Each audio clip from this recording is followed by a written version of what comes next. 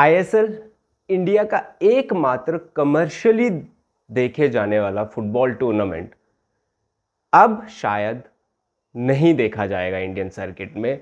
अब शायद वो हमें देखने को नहीं मिलेगा। 15 साल पहले रिलायंस फाउंडेशन और स्टार स्पोर्ट्स ने मिलकर एक इनिशिएटिव लिया था, एक बॉडी क्रिएट की थी एफएसडीएल करके। वो बॉडी कंडक्ट करवाती थी आईएसएल को। आईएसएल ने जो इंडियन फुटबॉल है उसको कहीं ना कहीं इंडिया के कमर्शियल मैप पे लाके खड़ा किया। उससे पहले जो टूर्नामेंट्स होती थी उसमें फुटबॉल तो खेला जाता था बट देखा बहुत कम जाता था। 2-3 टीम्स को छोड़ के बाकी टीम्स के स्टेडियम्स बंद ही रहते थे। अब आईएसएल के आने से क्या हुआ, एक तो स्टार स्पोर्ट्स जैसी जगह पे आपको मैचेस देखने को मिलने लगे, ठीक है, उसको प्रमोट किया गया।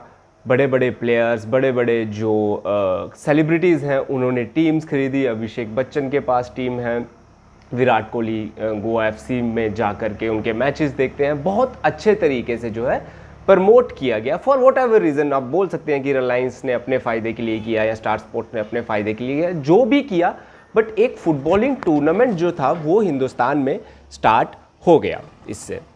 अब 15 साल बाद जो एग्रीमेंट था ऑल इंडिया फुटबॉल फेडरेशन के बीच में और आईएसएल को चलाने वाली एफएसडीएल के बीच में, वो अब एक्सपायर होने वाला है जुलाई अगस्त के महीने, शायद दिसंबर के महीने में, ठीक है।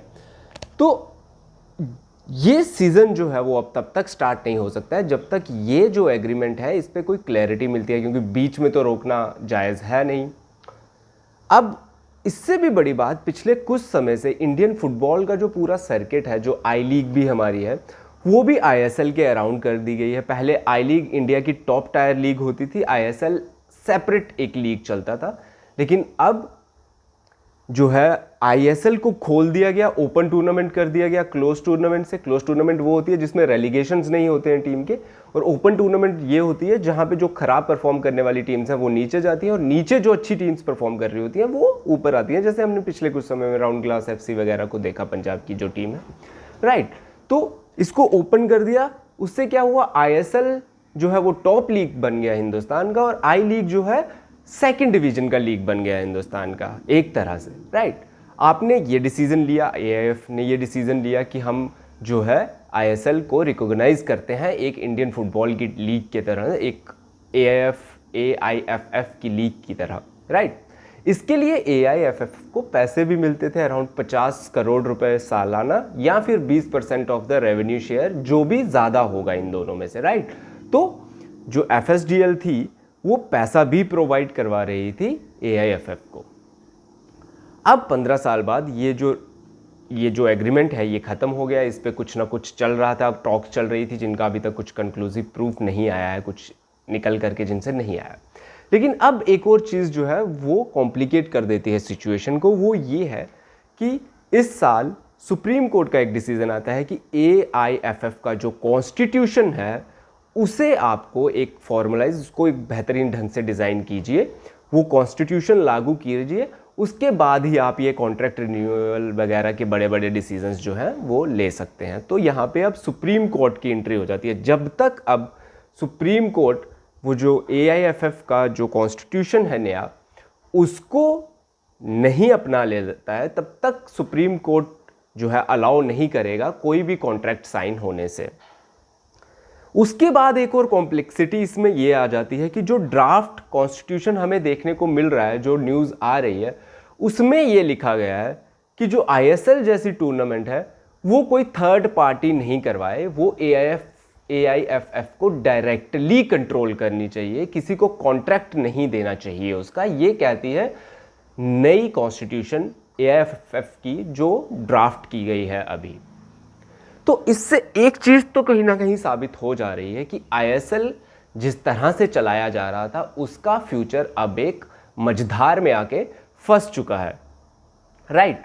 और जो हम सोच रहे थे कि इंडियन फुटबॉल अपवर्ड कर्व देखेगा, पिछले 4-5 साल में जो हम सोच रहे थे वो कहीं ना कहीं डिस्प्रूव हो गया है। अब हमें ये पता चल गया है कि इंडियन फुटबॉल जो है उल्टा गिरता जा रहा है। हम रैंकिंग्स देखें फीफा की, वहाँ से भी आपको पता चल जाएगा। आप इस तरह की कंट्रोवर्सीज देखिए और हमारे चौबे जी क्या कर रहे हैं वो आप सबको पता ही है कि उनको नहीं पता है कि कैसे चीज़ें मैनेज की जाती हैं, वो सिर्फ फ़ोटो खिंचवाने के लिए वहाँ पर हैं, काबिज़ हैं अपनी पोजीशन पे।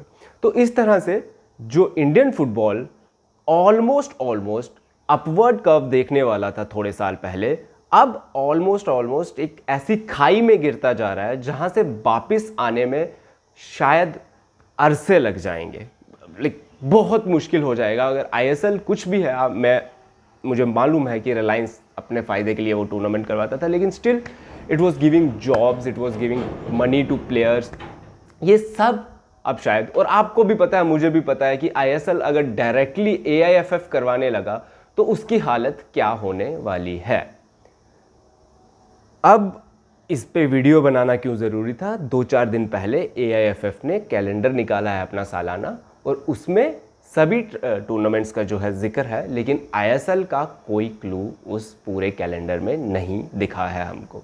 तो इतना तो तय है कि इस टाइम पे जो स्थिति है उसके हिसाब से आईएसएल जो है नहीं होने वाला है इस साल। लेकिन अगर चीज़ें चेंज होती हैं तो शायद बदले कुछ।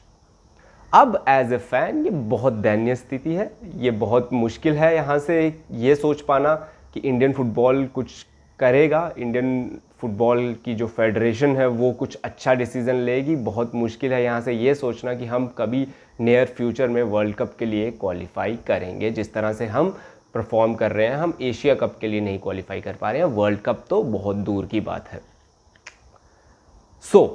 अब हमें क्या करना है? मेरे पास इसका कोई जवाब है नहीं।